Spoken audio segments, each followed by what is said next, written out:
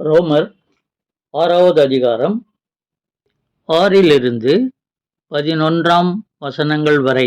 நாம் இனி பாவத்துக்கு ஊழியம் செய்யாதபடிக்கு பாவ சரீரம் ஒழிந்து போகும் பொருட்டாக நம்முடைய பழைய மனுஷன் அவரோடே கூட சிலுவையில் அறையப்பட்டதென்று அறிந்திருக்கிறோம்.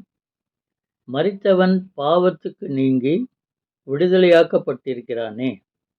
ஆகையால் கிறிஸ்துவுடனே கூட நாம் மரித்தோமானால் அவருடனே கூட பிழைத்தும் இருப்போம் என்று நம்புகிறோம். மரித்தோரிலிருந்து எழுந்த கிறிஸ்து இனி மரிப்பதில்லை என்று அறிந்திருக்கிறோம். மரணம் இனி அவரை ஆண்டு கொள்வதில்லை. அவர் மரித்தது பாவத்துக்கென்று ஒரே தரம் மரித்தார். அவர் பிழைத்திருக்கிறது தேவனுக்கென்று பிழைத்திருக்கிறார். அப்படியே நீங்களும் உங்களை பாவத்திற்கு மரித்தவர்களாகவும் நம்முடைய கர்த்தராகிய இயேசு கிறிஸ்துவுக்குள் தேவனுக்கென்று பிழைத்திருக்கிறவர்களாகவும் எண்ணிக்கொள்ளுங்கள். நம்முடைய பழைய மனுஷன் சிலுவையில் அறையப்பட வேண்டும் என்று அப்போஸ்தலனாகிய பவுல் எழுதியுள்ளார். அதாவது பழைய மனுஷன் பாவத்தை விட்டு நீங்கி விடுதலையாகிற போது புதிய மனுஷனாக மாறி இயேசுவின் சித்தம் செய்கிறான்.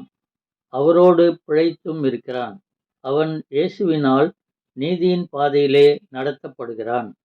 இயேசு இவ்வுலகிலே வந்தது நம்முடைய பாவங்களை மன்னிப்பதற்காகவும் நம்மை சுத்திகரிப்பதற்காகவும் சிலுவையிலே அறையப்பட்டு இரத்தம் சிந்தினார்.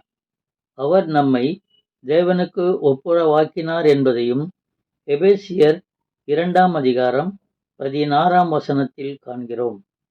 அழிந்து போகிற மக்கள் அனைவரையும் இயேசு மீட்டு அவர்கள் பரிசுத்தமாக வாழ்வதற்கான வழியை அவர் ஆயத்தப்படுத்தியிருக்கிறார். இயேசுவை விசுவாசித்து அவரை அண்டிக் கொள்ளுகிற யாவரின் கண்ணீரையும் அவர் துடைத்து அவர்கள் கவலைகளை போக்குவார்.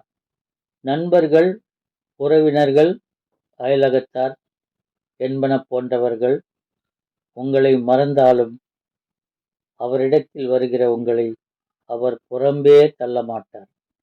அவரோடு சேர்த்து கொள்வார், ஆறுதல் அளிப்பார், கடைசி வரை கைவிடாமல் காத்து கொள்வார். மறவாமல் அவரை நினைத்து வாழ்வோம். ஜெபம். இயேசுவே, உம்மையே நினைத்து வாழ எனக்கு கிருபை அளித்திடும். என்னை கரம் பிடித்து வழி நடத்தும்.